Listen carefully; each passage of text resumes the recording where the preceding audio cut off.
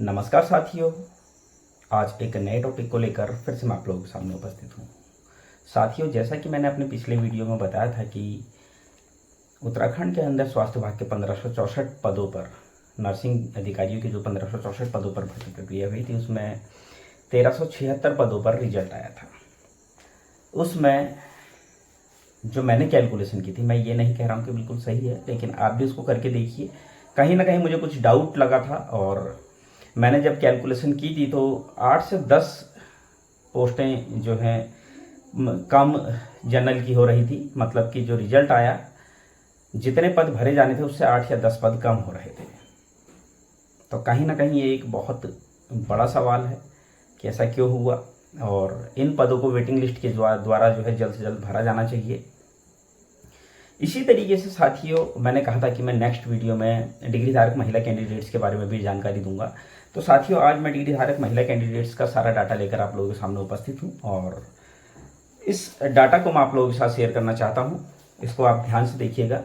जितने भी डिग्री धारक फीमेल कैंडिडेट्स हैं और डिप्लोमा धारक भी, सभी लोग इसको ध्यान से देखिए, क्योंकि कहीं ना कहीं देखिए, जब हम गलतियाँ देखेंगे, अगर कहीं ना कहीं गलती हुई होगी, मैं नहीं कह रहा हूँ कि गलती हुई ही होगी। मैंने जो कैलकुलेशन की है मैं उस हिसाब से बता रहा हूँ। आप भी एक बार जरूर कैलकुलेशन कीजिएगा, क्या पता मेरा कैलकुलेशन गलत हो और आपका कैलकुलेशन सही हो। वैसे मैंने पूरी कोशिश की है कि मैं गलत कैलकुलेशन ना करूँ।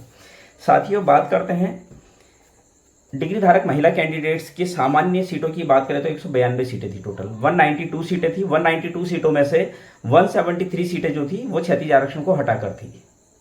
173 सीटें जो थी वो क्षैतिज आरक्षण को हटाकर थी। और अनाथ बच्चों की 9 सीटें थी। इसमें अनाथ बच्चों की सीटों को मैं इसलिए, जो क्षैतिज आरक्षण के तहत अनाथ बच्चों की सीटें हैं, उसका जिक्र मैं इसलिए कर रहा हूँ क्योंकि इन पदों को मर्ज कर दिया गया था, ऐड कर दिया गया था। आप देख लेना, रिजल्ट जब आया था उसमें पेज नंबर 2 पर पॉइंट नंबर 5 में समायोजित किए गए पदों का विवरण जहाँ दिया हुआ है वहाँ पर आप देख सकते हैं। तो इन 9 पदों को आप अगर ऐड कर देते हैं तो क्षैतिज आरक्षण के पदों को हटाकर 173 प्लस 9 182 182 पोस्टें टोटल हो जाती है। सिलेक्शन हुआ 139 सीटों पर और 2 सीटें डिग्री धारक महिला कैंडिडेट्स की वो भी थी जो ओवरेज वाले थे। टोटल 141 सीटों पर सिलेक्शन हुआ। अब बात करें एससी कैटेगरी की। एससी कैटेगरी की 70 सीटें थी और बैकलॉग की 34 सीटें, टोटल 104 सीटें।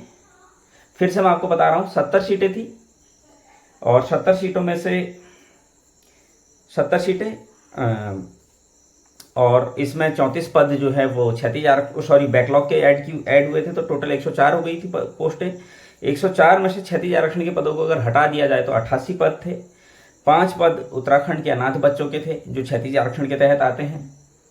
तो 88 प्लस 5 88 प्लस 5 93 पोस्टें जो है वो एससी कैटेगरी की थी और सिलेक्शन हुआ था 101 पदों पर।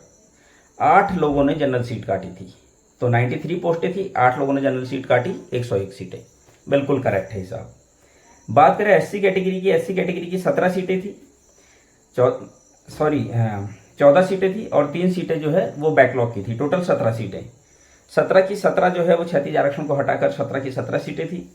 टोटल 17 सीटें और सिलेक्शन 18 सीटों पर हुआ। मतलब 17 सीटों पर तो सिलेक्शन हुआ, 1 जनरल सीट कटी है, टोटल 18।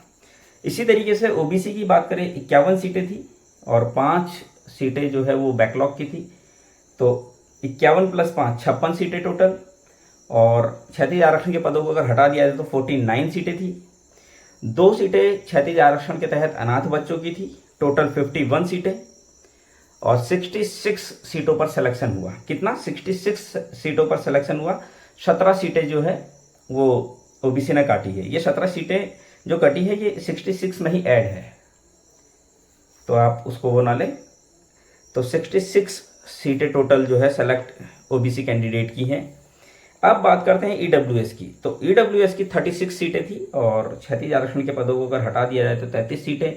1 उत्तराखंड के अनाथ बच्चे की 1 सीट थी। 40 सीटों पर सिलेक्शन हुआ, 6 ने जनरल सीट काटी है। तो 33 सीट थी, 1 अनाथ बच्ची की 34 और 6 लोगों ने जो है जनरल सीट काटी है। 34 और 6 40, तो 40 सीटों पर सिलेक्शन हुआ।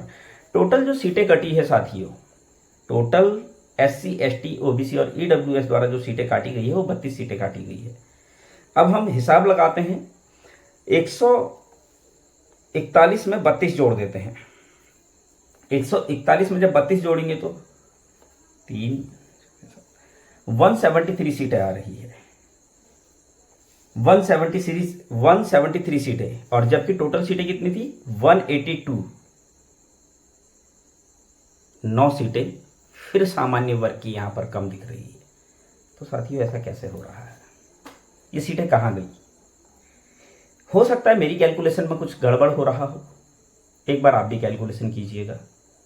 आप इसका मतलब समझते हैं, अगर ये सीटें कम हो रही है तो बहुत ज़्यादा लोगों का सिलेक्शन हो सकता है। ये आपका और मेरा नैतिक दायित्व तो बनता है कि हम इन चीज़ों को अच्छे से देखें, समझें और इसकी कैलकुलेशन करें। हमने करना कुछ नहीं है। सबसे पहले विज्ञप्ति उठानी है। विज्ञप्ति में देखना है हमने क्षैतिज आरक्षण के पदों को हटाकर कितनी पोस्टें हैं, उसमें अनाथ बच्चों की पोस्टें जोड़ देनी है।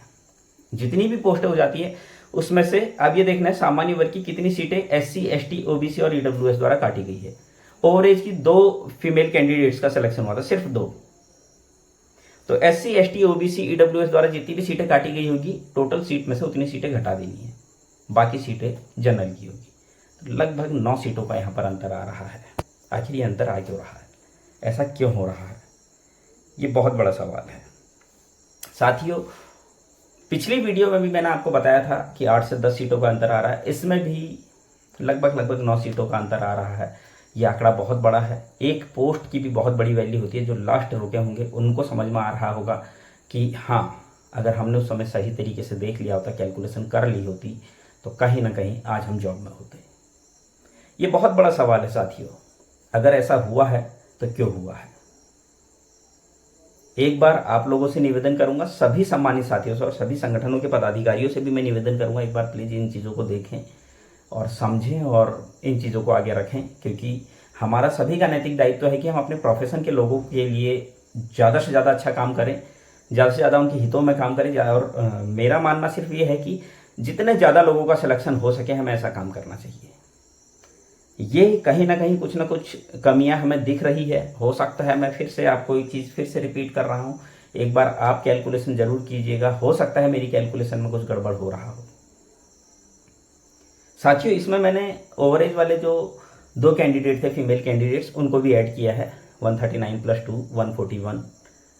तो साथियों कहीं ना कहीं हमें देखना होगा कि कहाँ गलतियाँ हुई है, कहाँ कमियाँ रह गई है। और अगर ये पोस्टें नहीं भरी गई है तो जल्द से जल्द इनको भरवाने के लिए हमें प्रयास करना चाहिए, ताकि ज़्यादा से ज़्यादा लोगों का भला हो सके। ये बहुत ज़रूरी है साथियों। हमको देखना होगा कि किस तरह से हमारे जो साथी हैं, नर्सिंग साथी हैं, वो ज़्यादा से ज़्यादा सरकारी सेवाओं में आते हैं। इसके लिए हम ही लोगों को प्रयास करने हैं। मैं उम्मीद कर रहा हूँ आप लोगों से कि आप मेरी बातों से सहमत होंगे, आप मेरी बातों को समझ रहे होंगे। कॉपी पेन निकाल कर आप इन चीज़ों को कैलकुलेशन करेंगे, इन चीज़ों को कैलकुलेट करके आप बताएंगे कि मैं सही हूँ या गलत हूँ। उम्मीद करता हूँ साथियों आपको मेरी आज की वीडियो पसंद आई होगी। आगे भी मैं इसी तरह की जानकारी आप लोगों के लिए लेकर आता रहूँगा। तब तक के लिए धन्यवाद।